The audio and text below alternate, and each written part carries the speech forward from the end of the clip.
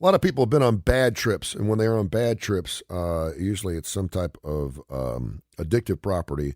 They find themselves at the Jimmy Hale Mission. It's our proud sponsor of Kurre and Klapow on the Tony Kurre Radio Network and Tony Kurre Radio and the Tony Kurre Radio app. Spiritually, virtually, medicinally, medically, physically, they do it all at Jimmy Hale Mission. Michael Coleman is a good friend of mine. I need to look him up. The last couple of times I reached out, he's super busy. They're getting ready for their last end of the year hoorah because the holidays are where really people try to get in touch with their spirituality and they realize I need help.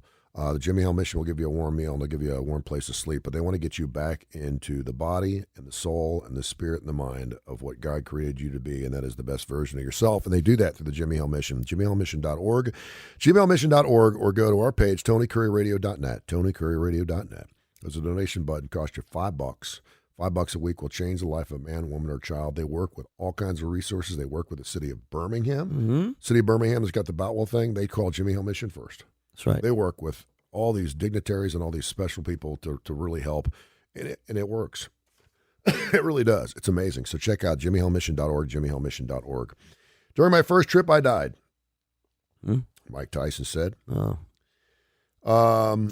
He told the Post at Wonderland, a Miami conference dedicated to psychedelics, microdosing, and medicine.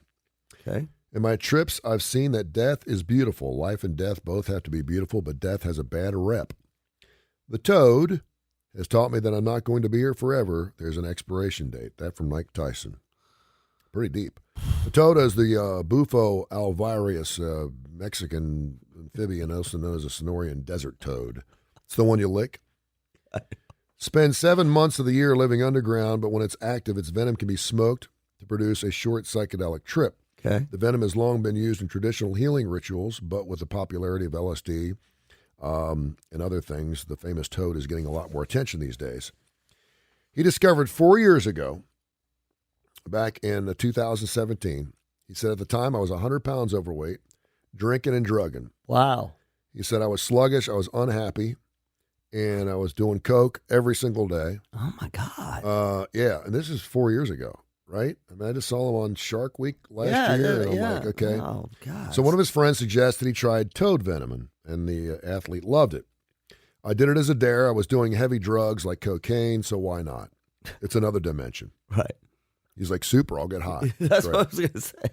Before I did the toad, they call it doing the toad. Doing the toad. Before I did the toad, I was a wreck. The toughest opponent, this is deep.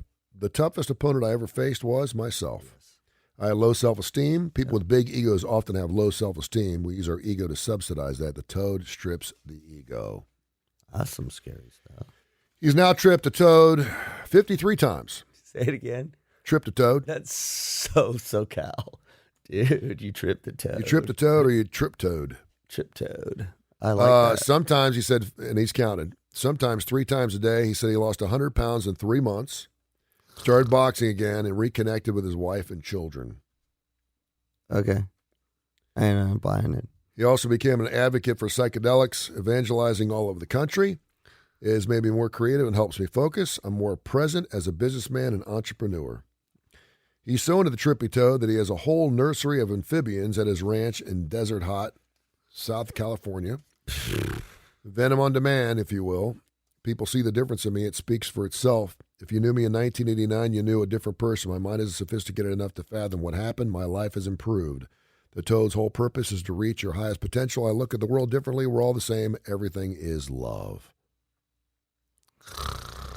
He's fighting for psychedelics. You brought this up. If at any time during our entire lives here, we are so it's so funny because, and I know why this is. So I'm not an idiot here. We're fighting this opiate war. Yeah.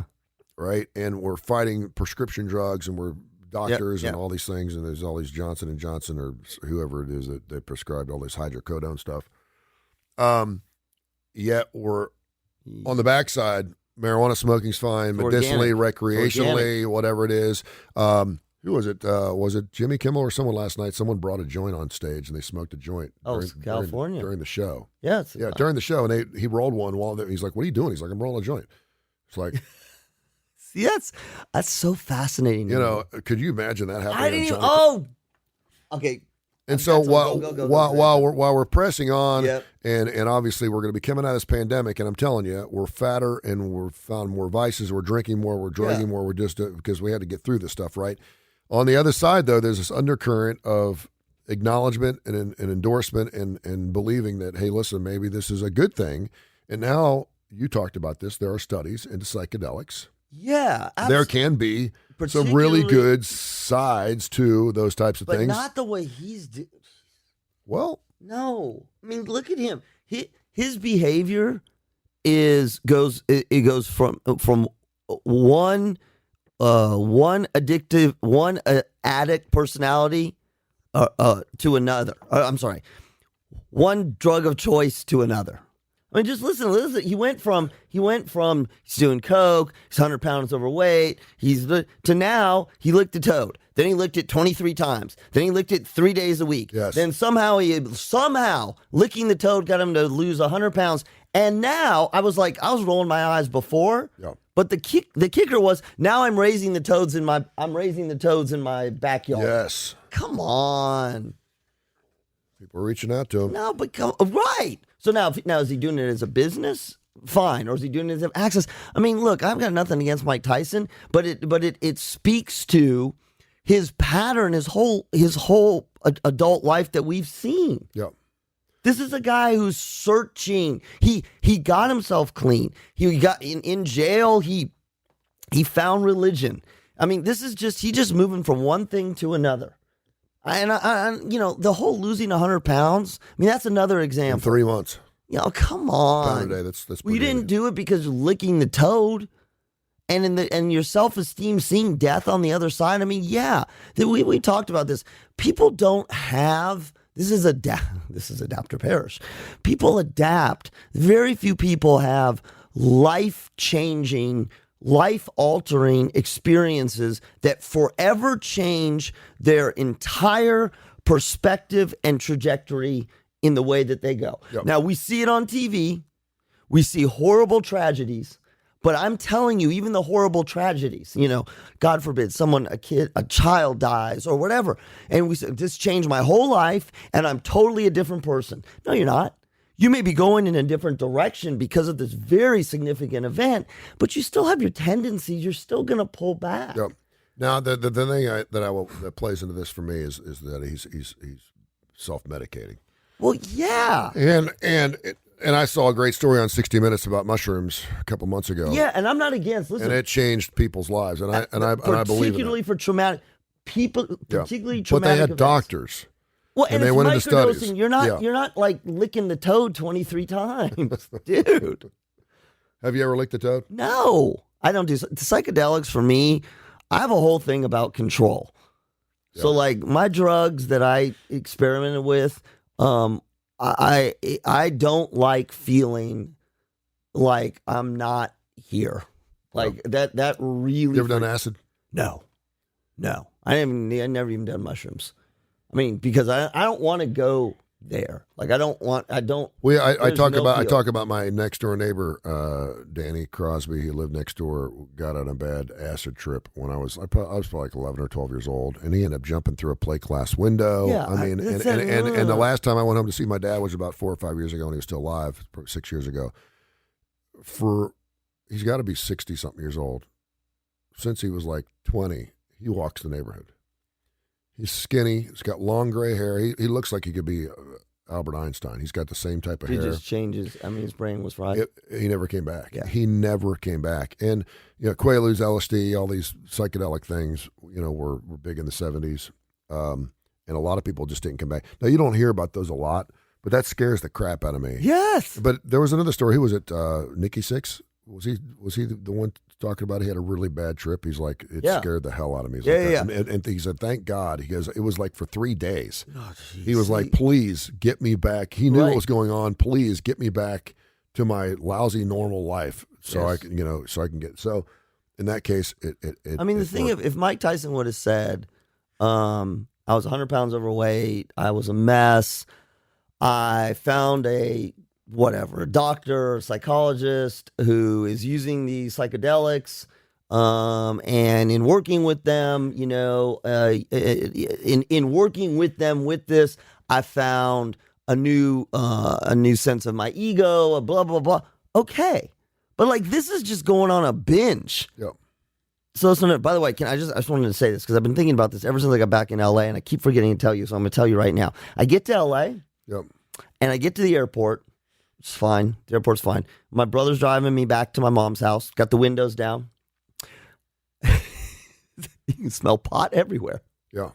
But it's I've talked about this because it's not legal here. I'm like, shit, everyone's smoking pot. My mom's like, nobody. I'm like, no, I'm telling you, I'm in my mom's backyard. Yeah. She's like, no, somebody's burning a fire. I'm like, no, that's not burning a fire. Yeah. It's not dog piss. Yeah. First I thought it was dog. She got dogs. I'm like, oh, it's dog piss. No, they're like, oh, maybe it's dog crap. No, they don't burn leaves in California. I'm like, because they're smoking pot. The neighbors are smoking pot. Everyone's smoking pot.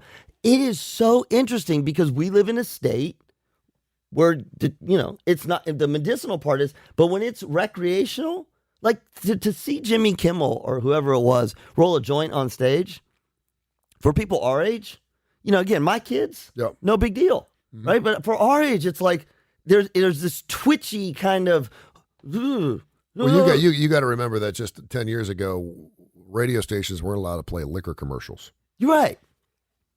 Right. There was an unwritten rule that you could do all the beer commercials you want. Budweiser, Anheuser-Busch, and Anheuser-Busch, Budweiser here, Gaston. And they're one of our Budweiser. sponsors. One of our great sponsors, and we love Budweiser, and I've been doing business with them for years, and I love them. But you could not run Wild Turkey commercials. It was just, you couldn't do it. You could try, but they were probably going to hammer on you. Now it's just, it's pretty much wide open, and there's some scary parts to that, but. It smells like dope, dude. It smells like dope all over LA. Maybe it was because you were just out there.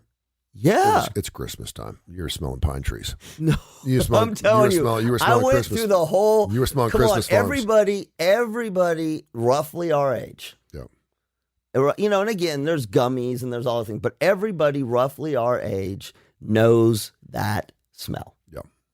That smell that instantly triggers in your mind. Well, yeah. Anytime you go to a concert, right? Well, and it's to me, it's that it's the slightly illegal part. It's very illegal, but it's like, oh, someone's smoking dope, and it always brings a smile. At least on my look, someone's smoking dope. But it was so different because we would drive to the grocery store, get out of the car. Oh, someone's smoking. It's like when I went to Jamaica. Oh yeah, I've been there. Yeah. The minute you walk off the plane, there's stuff in your front pocket. It's crazy. And man, make sure you don't bring just hundreds, because I had 6 $100 bills and all. I had no change, and I'll get you change, and $100 to a Jamaican is like $1 million. So you had a lot of pot. So let me ask you this. So I don't even know if you're the expert on this. I'm probably not. So everyone always talks about these out of body experiences. Mm-hmm. And we've had natural ones. We've had people dream that they're looking down at their bodies, and it sticks with you. I don't like to use the word epiphany because I think epiphany is overused.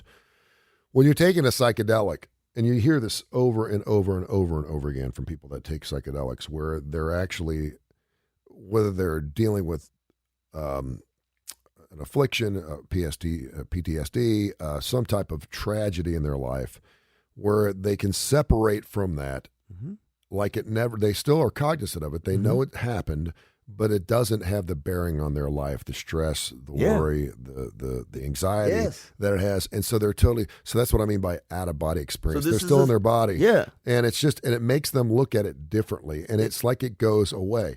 It doesn't. It's still there. This is the psilocybin microdosing. What they're finding is, so when there's a traumatic event, there's two pieces. There's the memory. There is the memory of the event itself, coupled with the emotions tied to it. Yep. And we have different centers in our brain. One that processes, if you will, what happened. And then there's another that processes in more in the fight or flight, the emotions, the feelings, the terror, the fear, the sadness, all of that piece.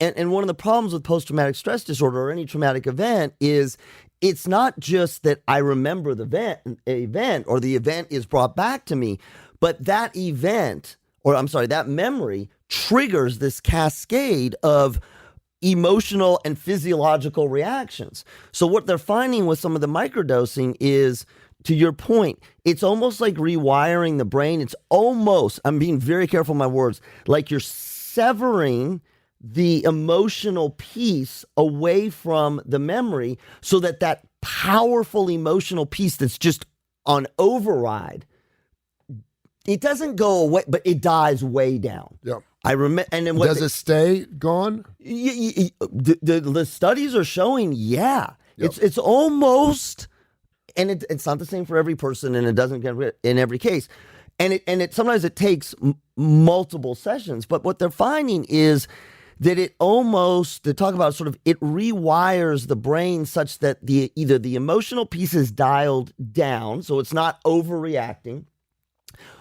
and or the connection between the memory of the event or things that cue the memory of the event are not also cueing these super strong emotions. And when I say super strong emotions, anybody who has suffered trauma, this is not just like I have a memory of it and then I get sad. Yep.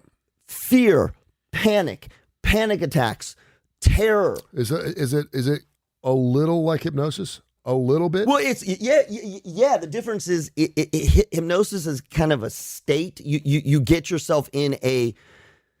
You're putting yourself in a temporary, or someone's putting. But when I'm saying hypnosis, I'm not talking about clucking like a chicken at the No, comedy club. it This is, their and they've used hypnosis works, for the longest period of time, because in hypnosis, what's happening is you're in a much more accepting place to think about what happened in a different way. And a lot of times in hypnosis for traumatic events, what we're trying to do is to sort of rewire your brain without medication by having you interpret what's happening differently. It's the out of body. Let's separate the two. Yep. Let's separate the emotions from. And that's why they think this microdosing is super important. And here's the other thing I would say, just quickly.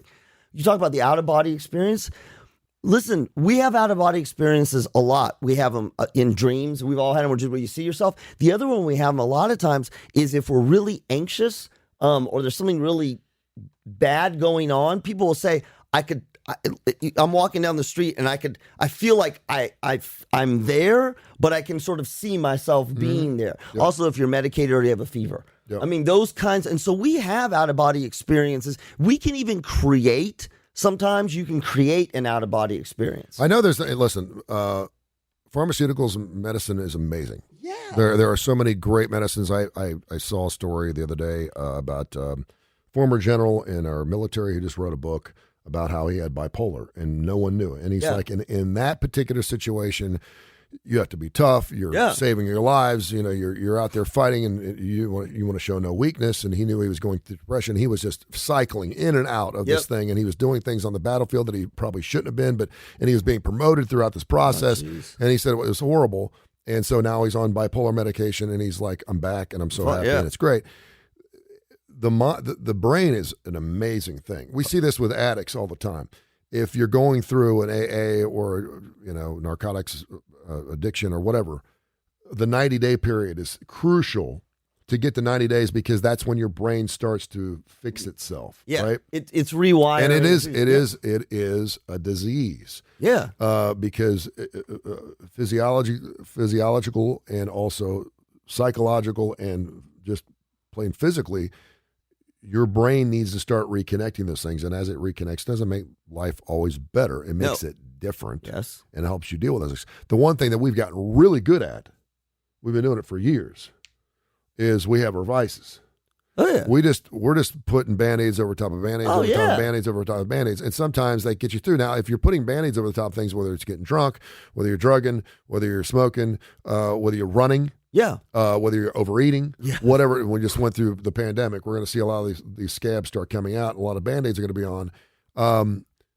If you do that enough and it eventually alleviates that pain, whatever that pain is, then super. But our problem is we're putting Band-Aids on top of Band-Aids on top of Band-Aids on top of Band-Aids, and we're not really fixing the idea. No, and the Band-Aids, whatever they are, then create what we call iatrogenic. The Band-Aids that we're using then create their own problems. Yeah. The eating, right? So we haven't got to the core thing. That's still floating around. Yeah. Now I got 6 other problems. Yeah. I know, right? I'm drinking, I'm eating, I'm exercising too much. So that's the problem with the Band-Aids is they make sense. I mean, think about it. If you have a cut, you put a Band-Aid on. It's the right thing. The problem is if underneath that Band-Aid you've got a infected wound, and you keep putting a Band-Aid on it, the wound will not heal. Or if it heals, it's going to scar over in such a way. And so that's part of our problem. But this is why everyone's scared to death of therapy, right? It is better. So sometimes it feels a hell of a lot better to cover that thing up than to be able to say, okay, we're going to take it off and we're going to make you look at it. And I'm not even talking about touch it, or you're going to look straight at that wound. And people are like, I don't want to look at the wound. I don't want to look at the wound. It'll gross me out. Yeah. But you know what? If you look at the wound and we let it air out a little bit and we give you some other medications, and I'm not just talking pills, that wound will heal. It will scar over and it will heal. And then you move on to other things.